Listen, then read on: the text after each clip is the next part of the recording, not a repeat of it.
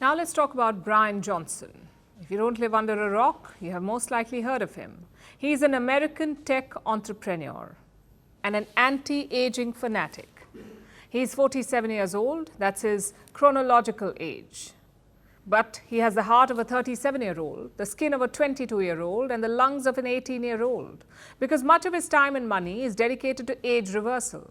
Johnson wakes up at 4:30 a.m. every day. He eats all meals before 11 a.m. He pops more than 100 pills daily, injects his face with bizarre treatments, exchanges his blood with his sons.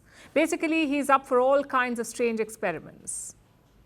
But India's heir, that's where he draws the line. Recently, Bryan Johnson was in India, and within 3 days, he began to notice the changes, he says. His skin broke out in rashes, his eyes started watering, his throat was irritated. Then he went on a podcast, but he cut the conversation short. He walked out of the podcast, recording midway because of the air. He could not tolerate the room's air quality, he said. Now, it's worth knowing this. The podcast was being recorded in a 5-star hotel. Johnson was wearing an N95 mask. There was an air purifier in the room, and the room's air quality stood at 130. But Johnson just could not take it. If you live in India, this may seem a little over the top. Most Indians would consider an AQI of 130 a privilege. People exercise outside in this air. Children go to school in this air. Babies and elders breathe this air all the time.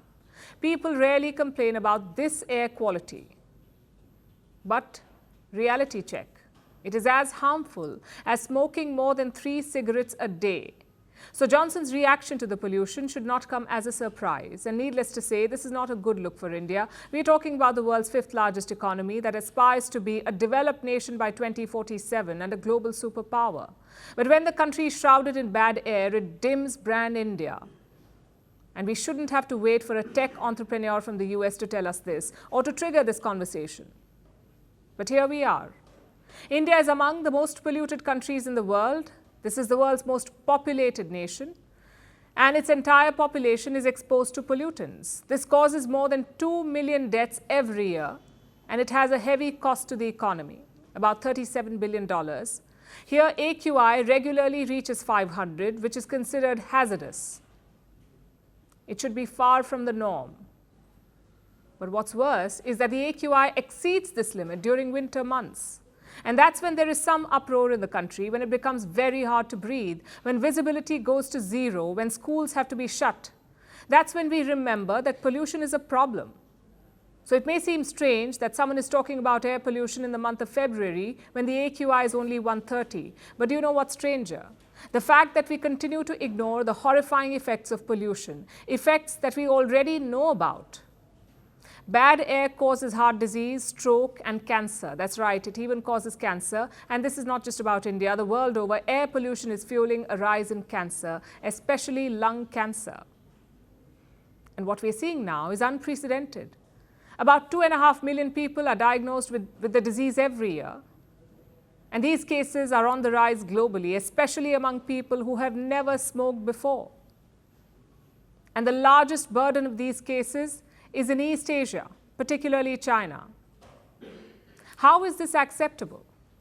Did you know that today is World Cancer Day? It is the 25th time that the world is observing this day to spread awareness, to boost action, to save lives. Leaders everywhere are talking about cancer. Experts are sitting down for panel discussions. Social media is brimming with celebrity endorsements. Yet citizens are breathing toxic air the world over.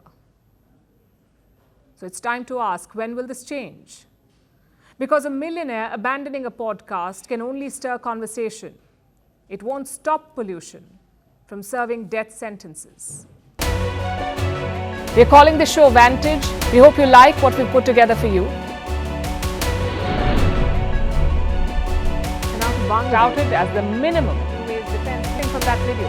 India's neighbors were the first to send this special edition of Vantage live from the White House throughout the biggest Hindu mandir in. We're on our way to Tel Aviv. Measure, but it's also the perfect way to drive.